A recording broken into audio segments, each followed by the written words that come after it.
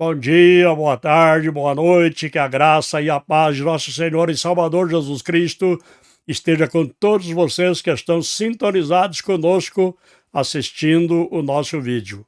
Não se esqueça de deixar aí o seu like, também o seu comentário.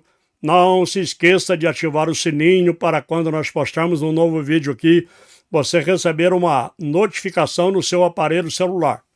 Tá bom? Em nome do Senhor e Salvador Jesus Cristo. E também não se esqueça de fazer uma pesquisa aí no Google para você conhecer o blog do meu irmão em Cristo, Geraldo Barbosa, Pregando a Verdade.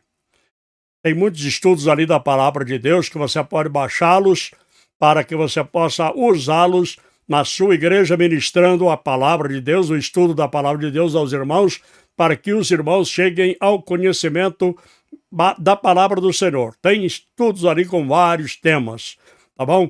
Em nome do Senhor Jesus. Nós vamos, neste momento, ouvir e assistir um hino para o nosso enlevo espiritual com os nossos irmãos em Cristo, o trio Irmãos França, o hino intitulado Não Se Pode Matar um Crente. É um hino que é uma composição do Moacir Santos. E nós vamos ouvir com os nossos irmãos, o trio Irmãos França, é um trio que canta muito bem, né? Tem o sanfoneiro ali, toca muito bem, e também os dois irmãos que cantam, eles cantam muito bem. Eu achei esse vídeo no YouTube e nós vamos assistir para a glória de Deus, em nome de Jesus.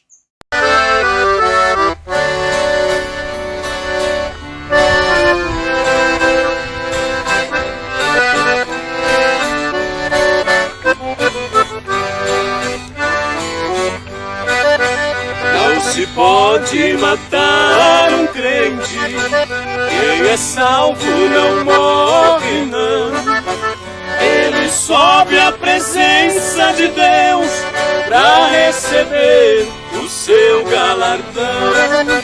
Com as roupas tão limpas e puras, ele sobe pra vida maior. Deixa tudo por amor a Cristo, pra viver uma vida melhor.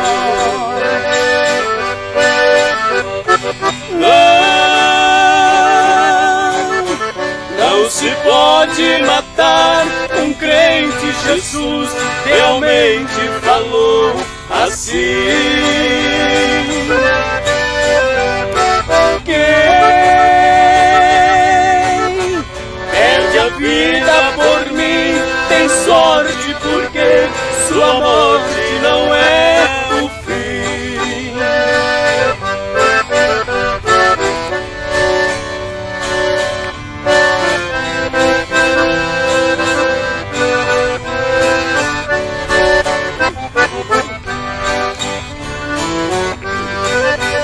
Os humanos se divertiam vendo as feras matar os cristãos. Não sabiam que naquela arena gotas de sangue eram grãos que brotavam e se espalhavam, e de Deus recebendo poder pra provar que na hora da morte o Senhor não te deixa morrer.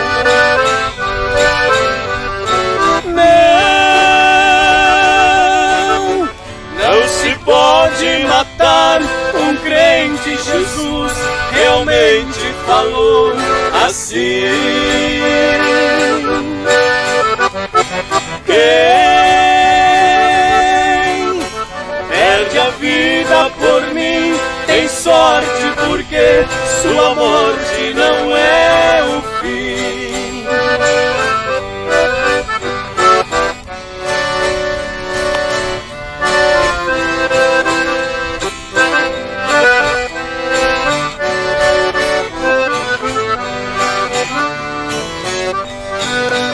Meus irmãos que estáis com medo de quem pode sua vida tirar, saibas que o inimigo maior é aquele que pode sua alma ceifar. Oh, não temas e não sirva ao mundo, vai orando e buscando o poder, e verás que na hora da morte o Senhor não te deixa morrer.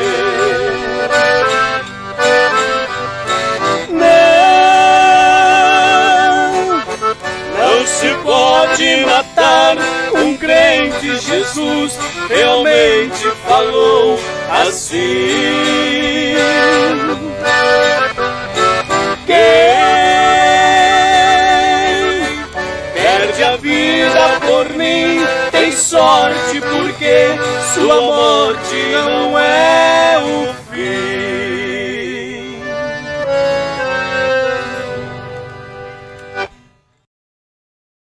Graças a Deus, nós acabamos de ouvir e assistir aí com os nossos irmãos, o trio Irmãos França, cantando este maravilhoso hino, Não se pode matar um crente. É um hino bastante antigo, já foi gravado por vários cantores e também já foi cantado por muita gente em muitas igrejas, né?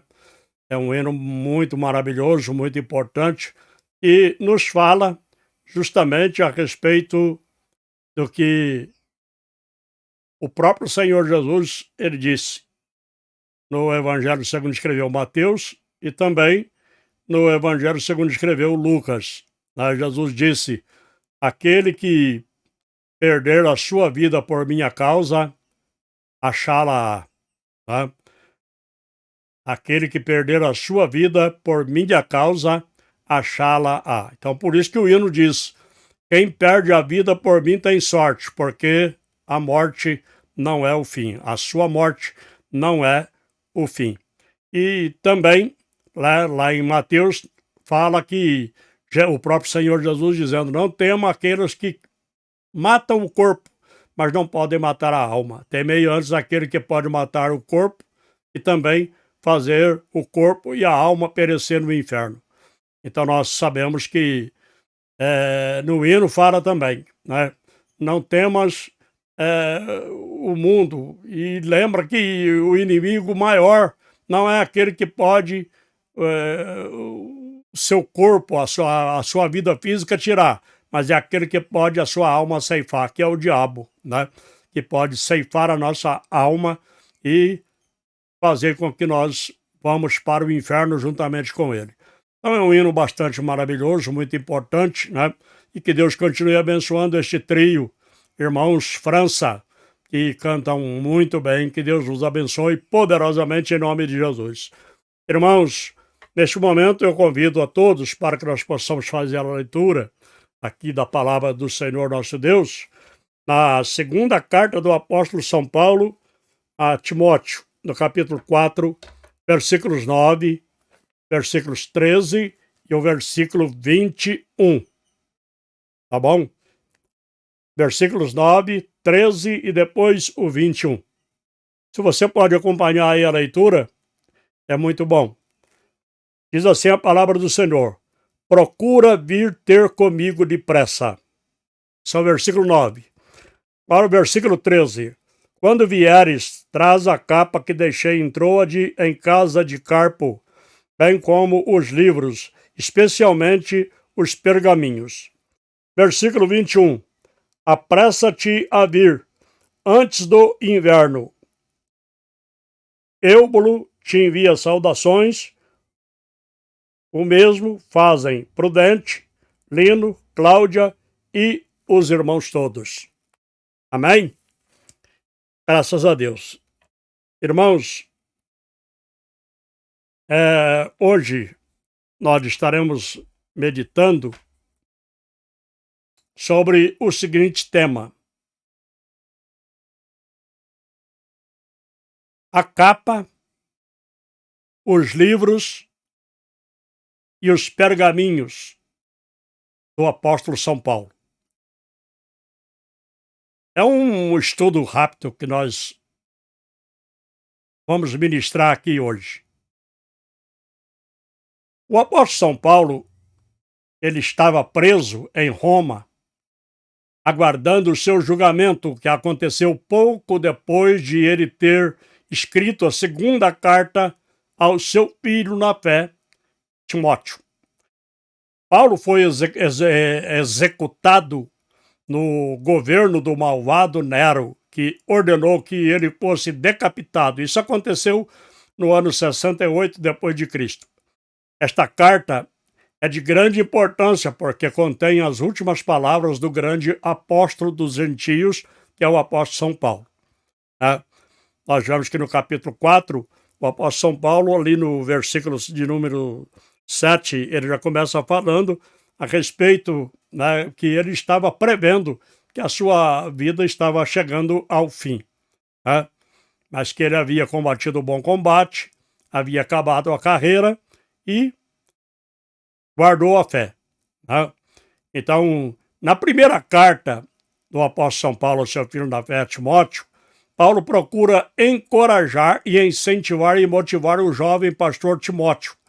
Agora, na segunda carta, Paulo repassa as últimas instruções para Timóteo e passa para ele o bastão da responsabilidade em permanecer como fiel ministro do Evangelho de Cristo. No final da sua carta, Paulo prevê a sua morte e fala da sua solidão e abandono por parte de alguns companheiros. Ele pede a Timóteo que venha ter com ele depressa e faz o seu último pedido. Quando vieres, traz a capa que deixei em Troade, em casa de Carpo, e os livros, e principalmente os pergaminhos. Então nós vamos falar sobre a capa por etapa, entendeu? Por etapa nós vamos falar sobre a capa, os livros e depois, finalmente, os pergaminhos. Agora, fazemos uma pergunta. Por que esses pertences de Paulo estavam em Troade? A Bíblia não explica expressamente porque Paulo deixou os seus pertences em Troade, na casa deste homem chamado Carpo. Mas, se lermos com atenção o livro de Atos dos Apóstolos, iremos encontrar informações importantes e possivelmente nos fará entender como foi que Paulo acabou deixando seus pertences em Troade, na casa de Carpo. O escritor Lucas, que é o que escreveu o livro de Atos dos Apóstolos, nos informa que foi em Troade que Paulo teve a visão de ir para a Macedônia, e o texto diz que, ao ter a visão, eles logo partiram para a Macedônia. Isso está em Atos, capítulo 16, versículo de número 10. Essa palavra logo é no sentido de imediatamente. Eles partiram imediatamente e foram correndo para Samotrácia. Atos capítulo 16 e versículo de número 11. A correria continuou porque no dia seguinte eles já partiram para Neápolis e dali para Filipos, que está registrado lá em Atos 16, capítulo 16 e versículo de número 12. Filipos fazia parte da Macedônia. Só então eles ficaram ali alguns dias, como está escrito em Atos 16, versículo 12. Tudo indica que assim que Paulo teve a visão, eles foram numa correria para a Macedônia. Na correria, Paulo não teve tempo de passar na casa de Carpo para pegar os seus pertences. Então aí já surge um motivo, porque Paulo deixou os seus pertences em Troade, na casa de Carpo. Algum tempo depois, já preso em Roma, Paulo teve necessidade de seus pertences pessoais.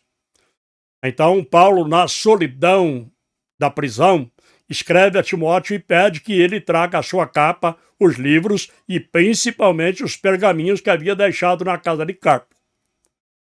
Paulo estava nos últimos momentos da sua vida, no corredor da morte, aguardando a sentença para ser executado por ordem do imperador Nero.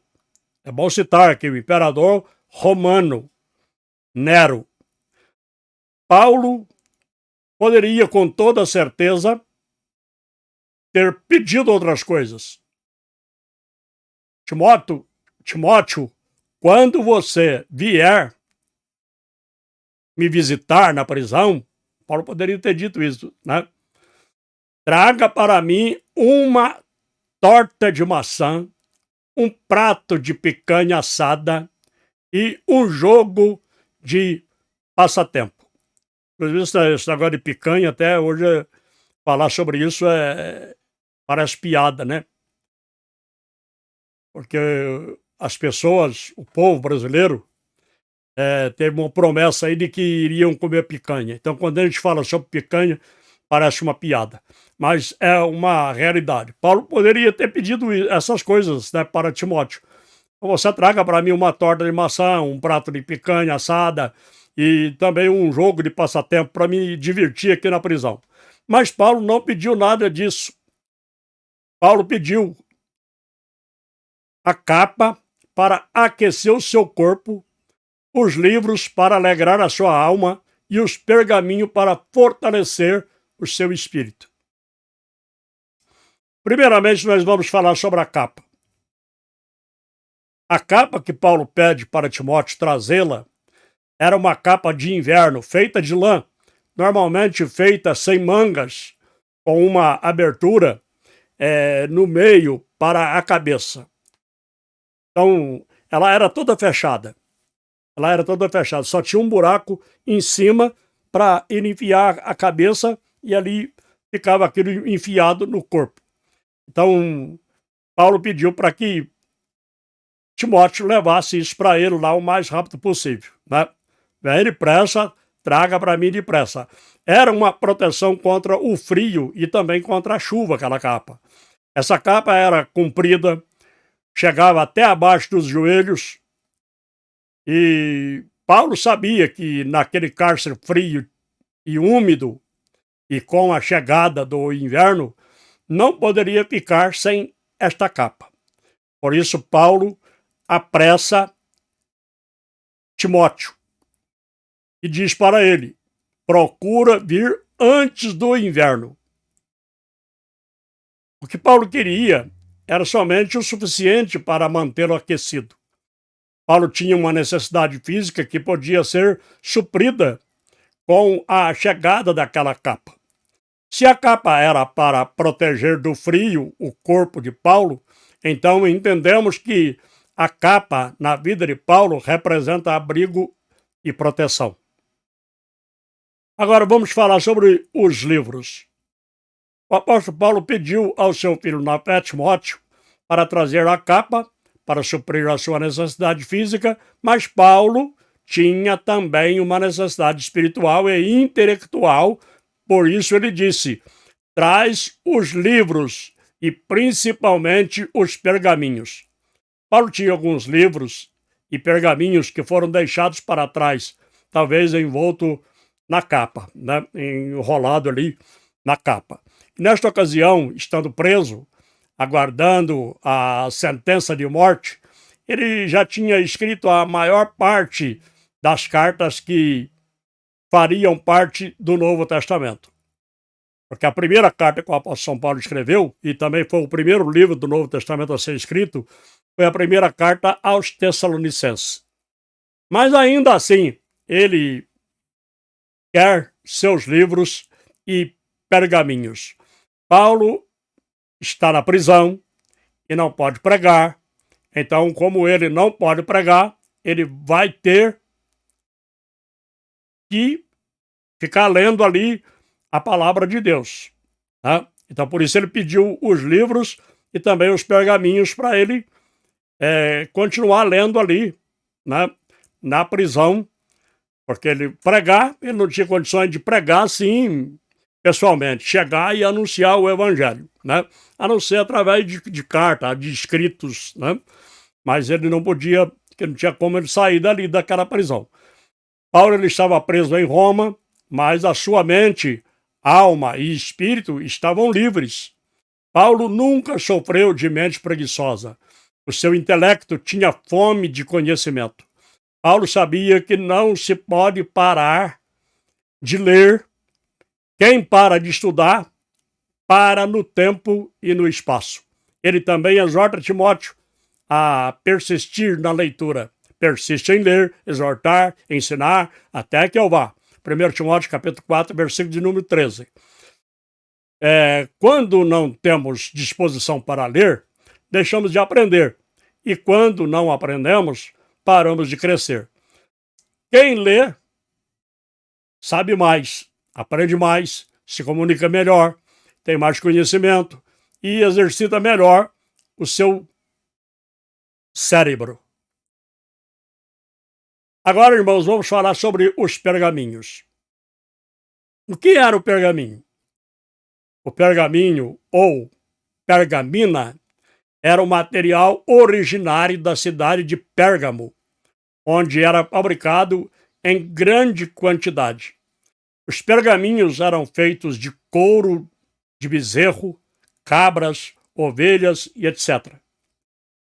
Era utilizado para escrever, bem como eram guardados em forma de rolos. Paulo disse a Timóteo: traz os livros e principalmente os pergaminhos que deixei aí na casa de Troade. Agora, que pergaminhos seriam estes?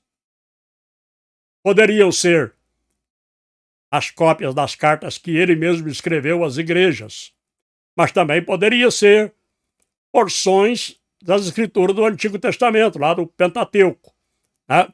Pentateuco, livros históricos, poéticos e também proféticos. Paulo amava a palavra de Deus. Ele precisava da capa para aquecer o seu corpo, dos livros para alegrar a sua alma e dos pergaminhos para fortalecer o seu espírito. Por que Paulo pediu os pergaminhos, a palavra de Deus?